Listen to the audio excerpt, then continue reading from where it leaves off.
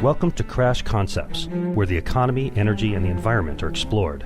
Up next, fresh ideas and insights into the factors that are driving the world and shaping your future. Presenting information you can't afford to live without, here's Chris Martenson.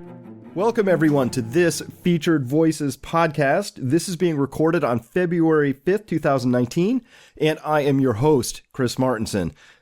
Look, on a recent flight, I took to Dallas, Texas. It was a bright, clear day. I could really easily see the land below. And as we began our final approach into the airport, the land below, it just looked so bizarre. It looked like a quilt. It was a checkerboard of scraped off squares dotting the land just as far as the eye could see, just grid-like precision. And as we got a little bit lower to the ground, I could easily make out machinery in the center of each one of these blocks. There were pumps in there was trucks, there was holding ponds filled with dark liquids, jacks, derricks, pipes, all kinds of stuff. And these, of course, were the drilling pads for shale oil and gas production. And the scope of the impact is so broad, it really can only be appreciated from the air or maybe even from space. And there are now nearly 2 million wells, shale wells and gas wells and oil wells in the United States, tens of thousands more being drilled each year. And in many cases, the pace of development is so rapid that there is no place to put the stuff that comes out of the ground. So natural gas is simply burned into the air, lighting the night sky with this hellish flickering glow. And this is why I've often described the shale oil miracle as an under-the-radar scandal, and maybe even a financial scam. But is it? That's my view. Today, we're going to be talking with an expert on this, the author of a book I know many of you are going to want to read. Our guest today is Bethany McLean, an American journalist who is a contributing editor to Vanity Fair magazine and who is well known for her work on the Enron scandal and on the 2008 financial crisis. She's been an editor-at-large and columnist for Fortune and a contributor to Slate. The book we're going to be discussing today is her latest, and it's titled Saudi America: The Truth About Fracking and How It's Changing the World. We're really quite fortunate to have her with us today. Bethany, welcome to the program. Thanks for having me. Now, Bethany, in Saudi America, you've delved into what has to be one of the most convoluted stories possible. It's a tale of bravado, risk, debt, success, geology. What drew you to write this book? So a few things. I'm always fascinated by characters and looking for those larger-than-life characters that literally prove that old adage of truth is stranger than fiction. And Aubrey McClendon, the former CEO of Chesapeake, is one of those characters. Many people give him credit, which is perhaps not the right word, but for the shale revolution, not because he was the technological pioneer, but because he was the guy who sold this to investors around the globe. He was the guy who figured out how to raise the capital that is needed to fund this, because it has required immense amounts of capital, which leads to the second reason I was interested in this, which is that a source of mine would always say, he would tell me about these debates he'd have with his partner, and his partner would say, the oil and gas are real. And my friend John would say, yeah, but the economics don't work. And so it gets to this larger idea that the shale revolution is heralded, is game-changing, is everything else as it is. The companies aren't profitable. They've never proven they can make money. And so I'm always fascinated by these really big things that are happening but exist on this very shaky financial ground. Well, I think that's very well said, because I have the same view, which is that the oil and gas is real, but the profits haven't been there. And it's been something of a mystery to me, because I've been tracking this for 10 years now. And when oil was 70 a barrel, when it was 100, when it was 110, when it was 30, it turned out that no matter what the price of oil was, that the cost of extracting it seemed to be just a little bit higher than that. It's like farming, but in the oil business, you know? Right. I never quite understood that, and it's been going on for a really long time. Is that an unfair characterization? No, I think that's an absolutely accurate characterization. And it's interesting because industry proponents will say two things. And one of those is that, well, if oil prices were higher, would make money, except they didn't. That wasn't true. And then the second, which may be more true, is that technological improvements are going to change the financial firmament of the industry such that it will make money. But I'm not sure about that. It's a promise on the come, and it hasn't proven to be true yet. Well, and that'll be an interesting development if it happens. But my critique there would be that there's already debt and equity out the door that has been used to drill all the wells that are in place already. And so if it turns out there's a new revolution of technology that going forward makes it profitable, by my best guess, there's probably $400 billion of debt and equity outstanding to be paid back. If you said we were getting $40 a barrel, well, wouldn't that be 10 billion barrels of production just to pay back prior investors? So what I'm wondering about is, after you've really scoured through this, is this a thing where shale, in order to become profitable, would have to somehow jettison all of the past debt and equity? Is this are there giant losses lurking there, or is there a way to turn this story around? I think we're the most bullish people in the industry to be right, and this idea that improvements in technology are going to make the industry profitable, then no, there won't be enormous losses because the companies will be able to raise more money and slowly pay back the existing debt over time. That said, a lot of existing equity holders have lost a lot of money because the publicly traded companies haven't performed well, given this kind of newfound investor doubt over whether the industry will ever be profitable. But if that proves to be true, if it proves to be an industry that does work in the end financially, then no, there won't be huge losses. I guess that all depends on the price of oil at some point. Well, it depends on the price of oil, but one reason why this industry hasn't worked even when the price of oil has been higher is that a big chunk of the cost of drilling a well are the service costs, and the service costs are cyclical. They escalate when the price of oil goes up, and that's why companies weren't able to produce a profit even when oil was over $100 a barrel, because there's so much more demand for service equipment, and that's when the service companies make their money, so they jack up their prices. So it's unclear how much the rising price of oil really benefits the bottom line. All right, so you took this story and you go through and I learned a lot of things about Aubrey McClendon. I did not know. I mean, I knew he was a character, but just not quite how much. So this character, how common is sort of the necessary level of bravado and risk taking and sort of larger than life? Was Aubrey really an unusual character in this story, or is this somehow indicative of the kind of people that we find in the shale space? Well, it's both. You do find these larger than life entrepreneurs in the shale space, and you could write stories about many of them. Mm-hmm. But Aubrey, even with that said, Aubrey stood out. And one way in which he stood out is that he's incredibly charismatic and regarded as just an incredible salesman, just an ability to captivate people in a room and bring even skeptics over to his point of view. When I was starting my reporting, a guy who worked for an investment firm in New York told me he was a skeptic of the shale revolution and certainly a skeptic of Chesapeake. But he said, I never brought Aubrey McClendon in here for a meeting because if he had come in, we would have ended up buying a ton of stock and it would not have ended well. So he was just that good at the sales side of this. And still, Chesapeake did some amazing things in terms of opening up new vistas and really pushing forward. But did they make money at it? They never made money, so this I think always helps sort of put numbers around McClendon's salesmanship. During the years he ran Chesapeake from 2001 to 2012, the company raised over $60 billion in debt and equity, and through various forms of asset sales and other kind of complicated financing transactions. And the company never produced positive free cash flow before asset sales over those years, so it never became financially sustainable. Even after that, and part of the story I tell in the book is how McClendon got kicked out of the company as investors began to figure out all the ways in which the company had been set up to benefit him, but not necessarily them. Anyway, he gets kicked out. He leaves this company that is still fighting for its life behind him, and he goes on to be able to raise another $15 billion for round two, that what he called American Energy Partners. And that, to me, is just testament to an incredible salesmanship, right? Oh, that's amazing. You crash and burn once, and forget about the F. Scott Fitzgerald line. There are no second acts in American life. there was a second act from McClendon, and right on the heels of the first one.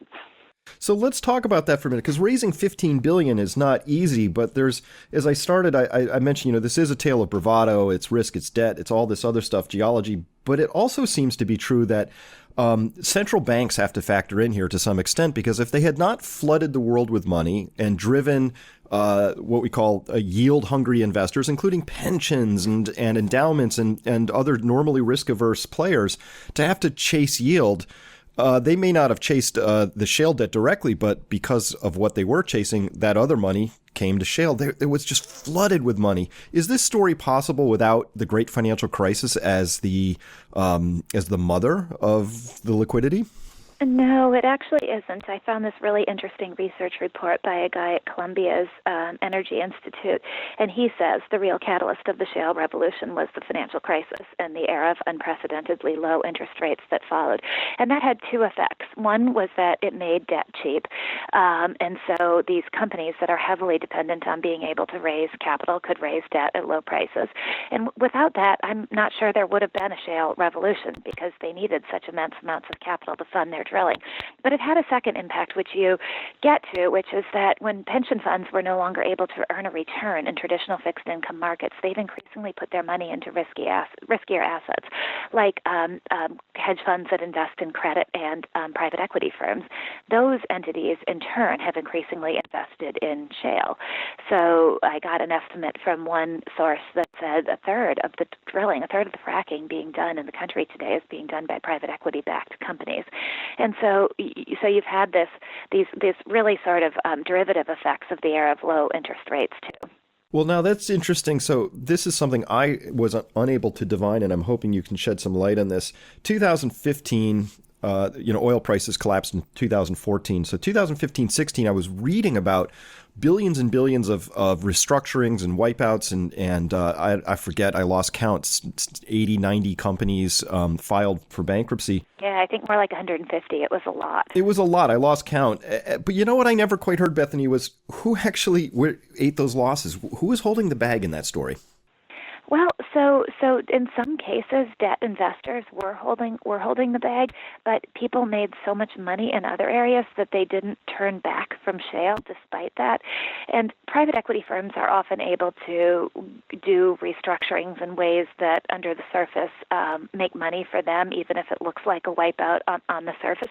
But there were some massive ways in which private equity firms lost a fortune. KKR, the big private equity giant, and Samsung, for one, it was a total wipeout, billions of dollars. But the funny thing is, I think in this era where there is growth in so few places, this didn't cause the money to leave the shale revolution. And a source of mine said to me about the reasons why shale came back after that wipeout. Wall Street was still there. The capital was still there. And part of that is that rates still haven't gone up, and there's still all this money looking for a return. And there's a lot of money that believes, there's some money that believes the story that technological improvements are going to make this industry profitable in the long run. And then there are lots of ways that private equity firms and other investors can make money, even if the companies themselves don't. And what I mean by that is that for a long time, a shale company that was publicly traded was valued not on its profits, but rather on a multiple of its production or its reserves. And so there was this incentive to get a company public. It could trade on its growth in production. Didn't have to produce profits, but you could flip that company to the public markets, or you could build a private company and then sell it to an already public company. So it's kind of a big game of musical chairs in many ways. Well, I'm starting to get a sense of eyeballs as a measure back in the 2000s, or right. There's just a sense of we're not going to measure this company by the profits it's earning. We're going to measure it by production growth, and off and off. So I get this sense of an enormous amount of money. Somebody like Aubrey McClendon as a second act can raise $15 billion with hardly breaking a sweat. I'm sure he worked hard for it, but I mean that's a big chunk of change, and billions and billions are flowing in. There's all this mysterious accounting, but ultimately, there's some of this money is going to money heaven. How do we get our hands around how those losses are being actually recorded? Well, that's a really tough thing. You can go through the individual bankruptcy filings and try to figure out who took the loss on specific bankruptcies, whether it was Sampson or whether it was Aubrey McClendon's partner Tom Ward's company. There were Halcon that was run by a guy named Floyd Wilson, but there definitely were losses, and investors ate them. But if the same investor made money somewhere else, then they don't think of that as a reason to abandon the space necessarily. And there's been a lot of money made in this industry too. Oh, absolutely there has. So let's start with some of the people who absolutely made out. The people who owned the land, who were able to have the royalty payments, they certainly made a lot of money. The service companies, to the extent they were operating in a profitable manner, lots and lots of money was coming through. So tons of money obviously being made, but still from a macro sort of a financial perspective, it's not, some companies are run better. I think EOG runs better than others. But, when I look at the whole suite of them and I'm still looking at cash flow statements, I'm not seeing a lot of profits coming out. That's part one. On free cash flow basis, let me put it that way. Accounting's a different matter, but from a free cash flow basis, not there. And so that's part one of the story. Part two is that I know that there's this concept of sweet spots that, not all acreage is the same. The Permian is not just one giant basin. It consists of really tasty areas and less good areas and all of that. Talk to us about that part of the process and where you think we are in this story. Well, I think that's an unacknowledged problem with the shale revolution that feeds into the lack of profits, and that's that all wells are not created alike. And so the idea that they were was an idea put forth by McClendon, who talked about manufacturing mode. And what he meant by that was that you could just stamp out shale well after shale well, and they would consistently produce a certain amount of oil or gas. Mm-hmm. And people who are expert geologists, like the guys at EOG, will tell you that's just not true. The production of a well is incredibly variable depending on geology, and geology that can be really different a mile away. And so that gets to the really core question here: how much really good acreage is there? And it's a reason to believe that even though the industry did get closer to profitable in this last year, that may not last because a lot of companies were drilling the sweet spots first. They were drilling their best acreage. And the question is, how much of that is there? And to be frank, nobody really knows the answer. Some of that is dependent on technological changes. If you can get better technology that enables you to get more oil out of the ground more cheaply, then something that wasn't a sweet spot could become a sweet spot. Thus far, though, the evidence seems to be mounting that the picture is the opposite of that. And what I mean by that is that the Wall Street Journal did a really good piece in late December pointing out that actually production levels are coming in way short of what companies had estimated. So it looks like the sweet spots overall aren't even as sweet as they were forecast to be. It's not coming in better than expected. It's coming in short of projections. And I thought that was a really telling piece of evidence in this whole picture. Yeah, and that's a piece of evidence. I was glad to see the Wall Street Journal get to it. I've been talking with geologists like Art Berman and David Hughes and others who've been tracking that for a long time. And it's actually not that hard to get a rough guess of how much oil is going to come out of a well once you have about maybe 8 to 12 months of production, because you can watch the decline curves and all of that. And the companies were consistently saying that they were going to get oil out of the wells that was twice as much, in most cases in areas that I examined pretty carefully, than what the data seemed to be saying. That looked like a huge disconnect to me, and I wondered really where the SEC was, where the industry was. It really looked just startlingly obvious to me that was the case. So, and even in the Wall Street Journal article, they mentioned, it looks like maybe 7% less for this company. I said, but even what they wrote, they said that this company was assuming a 50-year life on these wells. Nobody in the business I know, privately or publicly, will say that they think they're going to get 50 years out of a well. So there still seems to be a lot of hand-waving going on in this area. And it feels vitally important that we get it right, because the title of your book, Saudi America, their whole branches of thought and policy and strategic decisions have been made based on Saudi America being a reality. But it's really not, is it? No, well, two thoughts on that that are interesting. One is it just amazes me about this story how there are two narratives and they never converge. And I tried to converge them in my book a little bit, but the Wall Street Journal piece pointing out that the numbers aren't what they are cracked up to be. And Bloomberg did a piece, I think, in the fall talking about the sort of mythical notion of the break even. You know, companies will say $30 break even, $40 break even, but of course you go to their financial statements and they're not breaking even. So what's happening from this supposed purported wellhead break-even to the corporate financial statements? But then, yet just yesterday, the New York Times published this big piece about the Permian and how it's the world's greatest oil field, and there was not even a note of skepticism in there. And it's like that these two narratives just don't come together. People write one side of it, and it's fascinating to me whenever that happens. But yes, to your point, there's a lot of this idea. The idea has shifted from America being energy poor to America being resource abundant, and you hear this idea of American energy independence, and even President Trump talks about American energy dominance. And I think I read that the IEA, the International Energy Agency, is forecasting that most of the growth in global production in coming years is going to come from U.S. shale. And as a result of that belief, a lot of the big, long-lived projects that take years of investment before they start to produce have been put on hold. So that oil isn't going to be coming online. And so what happens if shale can't deliver? It's a big issue.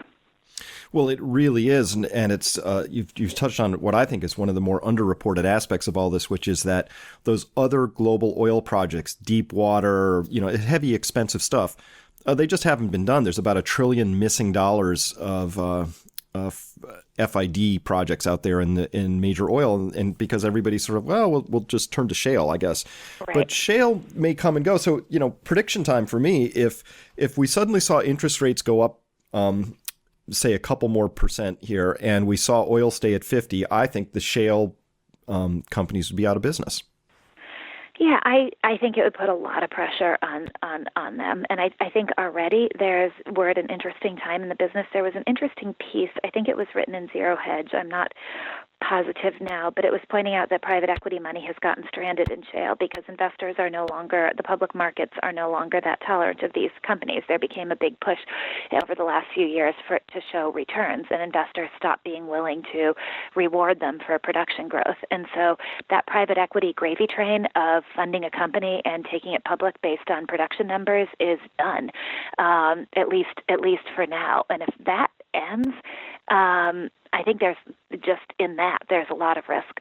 Even forget about interest rates. I think just there's a lot of risk to shale production figures. Well, that private equity thing, I know the piece you're speaking of. They're reporting that it's basically the market just died on them, and they require a lot of movement.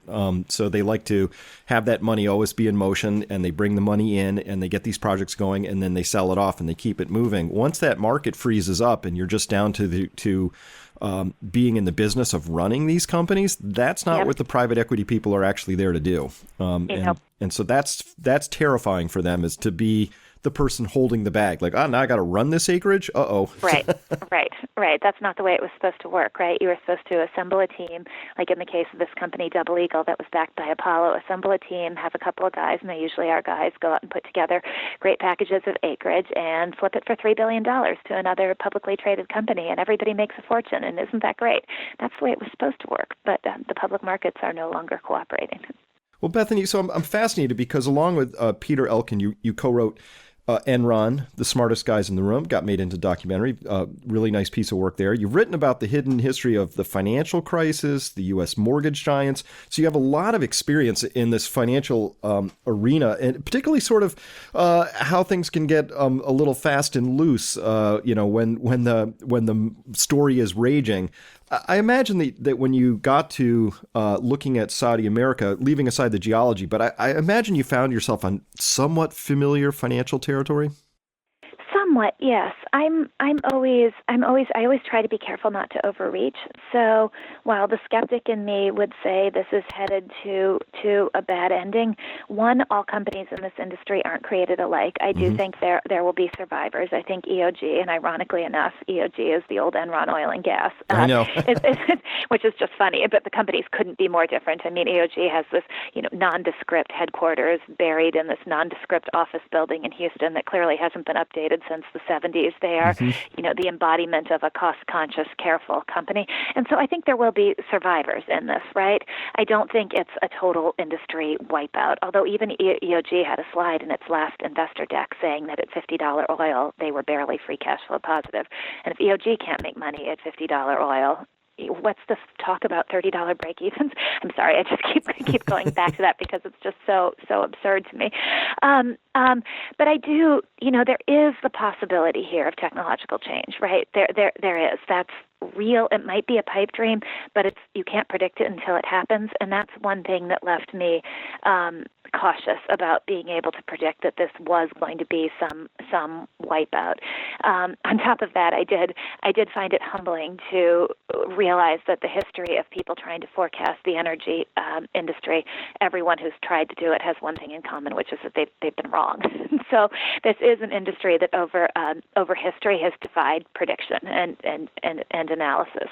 So I do think you have to be cautious about saying it will be this way. But if anything, based on some of the work that the journal and other people have done, I've become more skeptical since my book was published rather than more of a believer. And why is that? What are some of the sources of that greater skepticism? I think I would say the data points like the journal published about wells coming in less productive than they were estimated.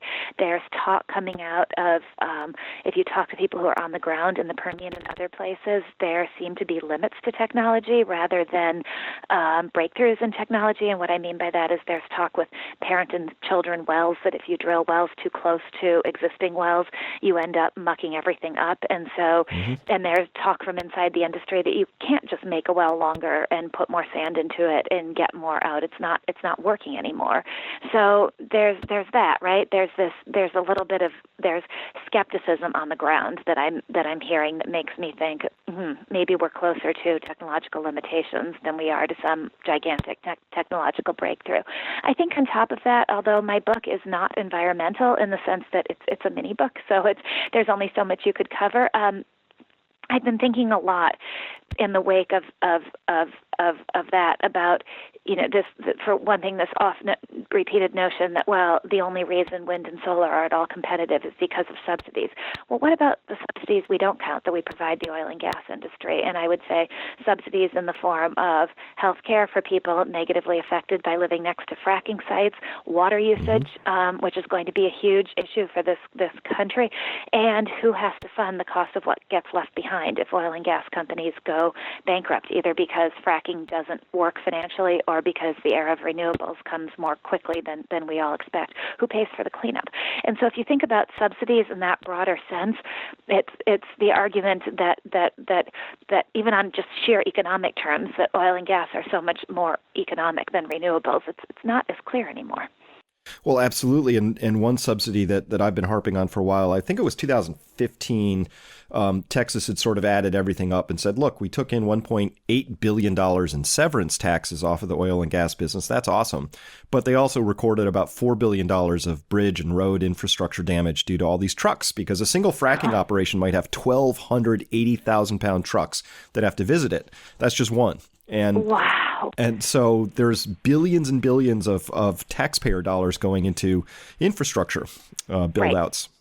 Right. And so those things are all really interesting to me and have made me, I am a believer in business. And so I have some admiration for the entrepreneurs, including McClendon, who believed so much in this and risked everything. And the glorious thing about Aubrey McClendon, unlike many other business leaders, is he not only risked other people's money, he risked his own. I mean, he put personal guarantees around all of this stuff, and as a result, essentially died bankrupt. And I have some admiration for people like that, right? Because it's people like that who move the world forward. So I'm not a complete hater of this or completely dismissive of it, but I think the evidence right now would tilt me in the direction of even more skeptical than my book was.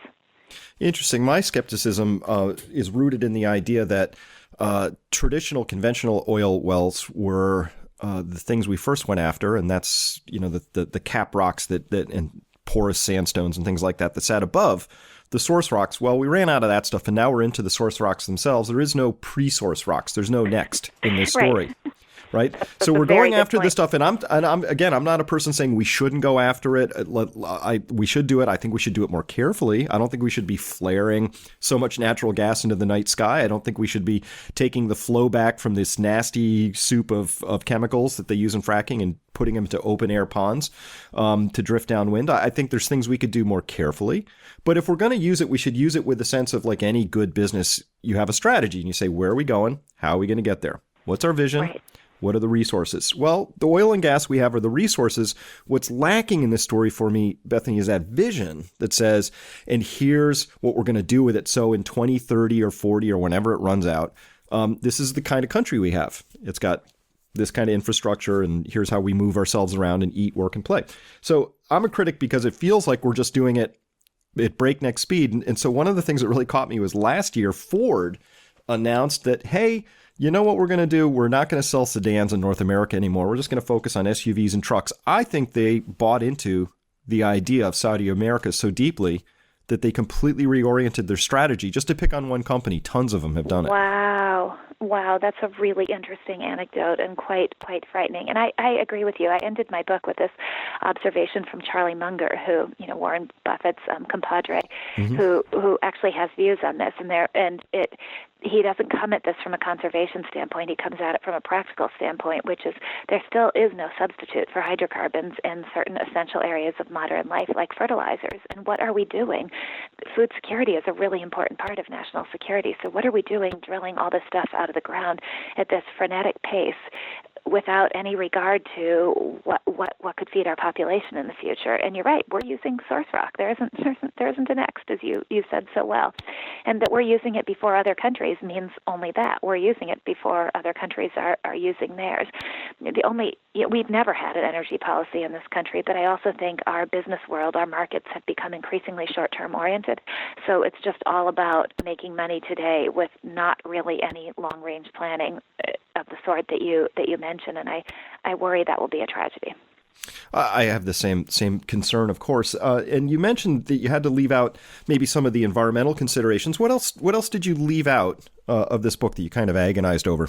There's so much, in a way it was a mistake to do this as a mini book because it is such a fraught and complicated story. And so I felt like on some places it was a little bit of cliff notes rather than deeply explored, because everything you look at in this, instead of it being a one paragraph description, you realize you could pick up that boulder and there's a whole minefield underneath it, and it needs its own exploration and to even get an answer. And I mean by that, renewables. How where are we? How close are we on renewables? What about water usage? What is the real cost of that? I mean, there's so much that isn't in my book that I find incredibly interesting and important. And, so here we find ourselves, as he wrote in the epilogue, that I think it was under Ford, that President Ford, that oil exports were banned. And now we're back to oil exporting. And everything I read in the New York Times, Wall Street Journal is just really cheering this idea that we're a powerhouse and that it's a good thing that we're exporting all this oil. Charlie Munger makes the point that maybe that's not a good thing because energy is the master resource, not a resource. It's the master resource upon which our whole civilization depends. But we're selling it for bucks. And We're trying to convince Germany that maybe they should buy our LNG instead of Russian gas. I can't find any coherence in this story. Who's driving this ship? Well, that's a really good question. I'm not sure anybody is. And that's one perhaps drawback of our market-oriented system, is that it's thousands and thousands of small producers. So the government can't say, like they could in another country, stop producing. We're not going to do this. That's not the way our system works. Instead, it's faith in the market, and maybe that market faith will prove to be well-founded. But I worry in something, as you point out, as critical to our existence as energy, that it requires a more long-term strategy than our market is capable of. But it's individual entrepreneurs and businessmen, and again, mostly men, so I use that term deliberately, driving a strategy of making money now. It's in their interest and their company's interests, and so that's what they see. I think there is, if I were to be fair about it, I have talked to some people in the defense industry, and I think there is also some sense that the less we need from, even if this notion of energy independence is a myth, the less we need from the Middle East is a good thing, because our strengthening of the Middle East economically over the last decades has not worked out well. And so anything we can do to not support that region of the world as extensively as we have would be a good thing. But I'm not sure, when I try to push on why, and isn't it too late for that, I don't get good answers. Interesting. Yeah, it's oil is infinitely fungible. So even if the United States was in an exporting mode, we'd still be 100% tied to the world price of oil. Crazy, right? And that's this notion of energy independence is such a fraud. It is. It really is. And probably the most important chart I've got in my oil charts is one showing that the Beijing Petroleum University came forward with the idea that they wanted to add up what China's production was going to be. And they publicly announced in 2017 that 2018 was their peak year. I think it was actually 2016, but we'll have to see the data really come in. Doesn't matter. Yep. They publicly acknowledged that they have peak oil, plus they publicly acknowledged what their imports were likely to be. You add those two things up and you look at, by the year 2030, China will be on track to be importing close to 100% of world available exports, unless something really changes in the story. Wow. And you and I both know that's not going to happen economically or geopolitically. So something will have to, happen before then. Wow. And that is a scary chart. Yeah. And so to me, a chart like that, a comprehensive and intelligent adult response to that in this country would be, well, then let's make ourselves as insulated as possible. Efficiency, conservation, alternative energy. There's lots of things we can be doing. Right. But it hasn't really come forward yet. And that's my deepest criticism about this whole shale story, is the extent to which it's been used as propaganda to support an idea that we don't have anything to worry about.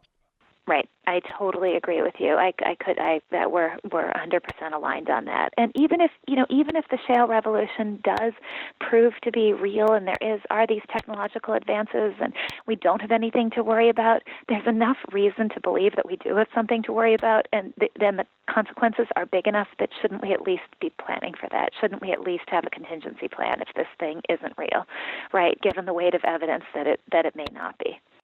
Well, absolutely. And I want to thank you so much for writing this book. I read it straight through. And good. I'm so glad to hear that. Yeah. And I loved it because it confirmed a lot of things I already knew, but it put great detail around it. And that was excellent. And I learned a number of things, and I hadn't really understood the some of the players and what they were really up to. So that very gripping. I loved it. And so I would really encourage anybody listening to get a copy of Saudi America, The Truth About Fracking and How It's Changing the World, because it's really a big story. To understand this is critical, because if, like you said, it's a tale of two narratives. If the narrative is, don't worry, you'll be surprised, technology will come along, we got nothing to worry about in anybody's lifetime listening to this, okay, that's one story. If the other narrative might be, we burned through all the best stuff as fast as possible, kind of breakneck, maybe a little bit shoddy, and we ran through the good stuff, and now it's poor acreage, hideously expensive, and lots of wipeouts. So one of those two things is true. And so I want to thank you for putting this book together, and I would like to ask you, what's next? Well, I hope to be able to continue to work on energy-related issues. Somebody told me once you get bit by the energy bug, it's really hard to let go of it, and there are just so many more stories here. So I'm trying to figure out a way to do that. But I'm also working on a piece about Chicago, my home city, for which will be fun and interesting. So lots of new stuff. It'll be good, and I'm contemplating launching my own podcast. So we'll see how that goes. Well, excellent. Good luck with all of that, and I look forward to anything that you're producing next. We've been talking with Bethany McLean, famous author and author of this book, Saudi America. So grab a copy of that, and we'll have a link to it. Of course, you can find it online easily as well. So, Bethany, thank you so much for your time today. Thank you so much for having me. Have a great day.